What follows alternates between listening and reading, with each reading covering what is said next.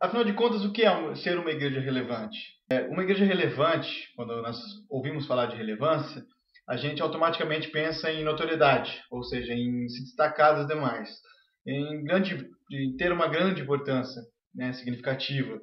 Mas eu percebo que ser relevante trata-se de ter certo valor em seu efeito de impacto, ou seja, a relevância está no tamanho do conserto ou no estrago que eu posso causar. Eu sou mais relevante conforme é o meu efeito sobre a sociedade. Eu já tive oportunidade de participar de reuniões, de celebrações, de cultos, onde os pregadores diziam que uma igreja precisa impactar, né? Ela precisa partir para o ataque, precisa entrar para uma guerra. Eu até concordo com essa metáfora, mas não como a forma como eles fazem isso. Diante disso, eu tive o cuidado de sistematizar alguns pontos que eu percebo, para que nós possamos fazer uma igreja de forma que seja realmente relevante.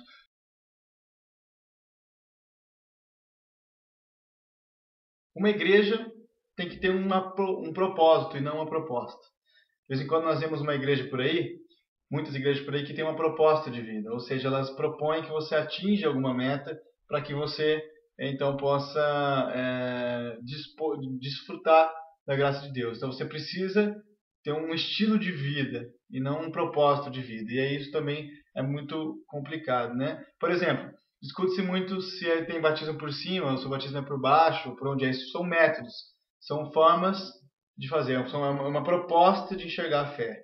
E eu vejo que Jesus não se encontra nisso. Jesus se encontra exatamente no inverso, que não é uma proposta de vida, mas um propósito de vida. Então não se preocupe em atingir uma religião, mas viva conforme Cristo quer que você viva.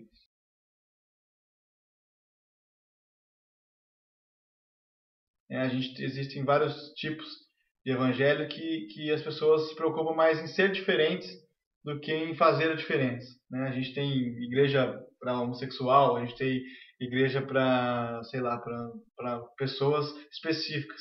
Isso é uma igreja diferente. Não que isso não seja importante, mas às vezes acaba se tornando mais importante do que realmente é a palavra de Deus, que é fazer a diferença no meio do povo. Então é muito mais importante que a gente faça a diferença do que seja exatamente diferente, né? Então, se a gente cria um estereótipo de crente, isso também não é muito saudável para quando a gente for pregar a palavra.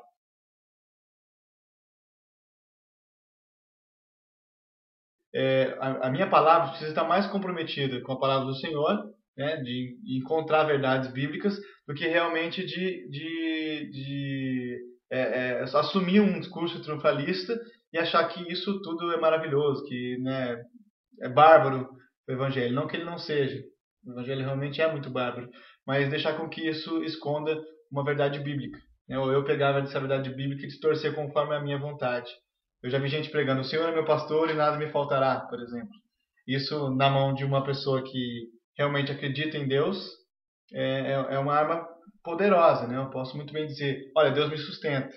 Ou então, com essa mesma palavra, eu posso dizer: olha, eu posso conseguir o que eu quiser, porque o Senhor vai me dar tudo que eu preciso, né? Então a gente tem que tomar cuidado com esses discursos e se preocupar mais com a palavra do Senhor.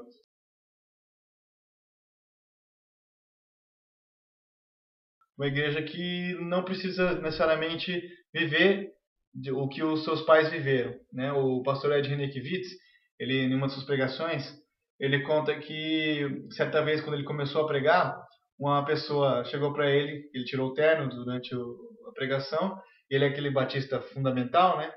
E aí uma pessoa chegou para ele e disse assim: olha, não se fazem mais pastor como antigamente.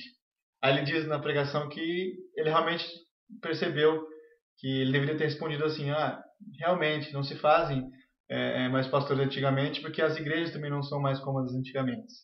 Então uma igreja ela precisa se localizar no seu espaço e no seu tempo, saber quem são as pessoas, do que elas precisam e se inserir nesse contexto.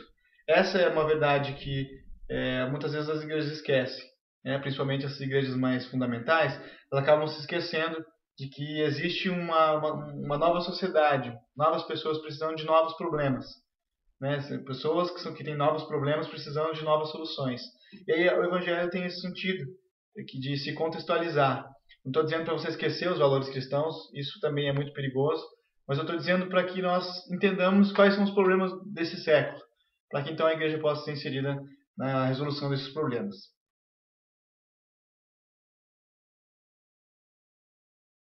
uma igreja relevante é uma igreja que se preocupa mais com o próximo do que consigo mesmo.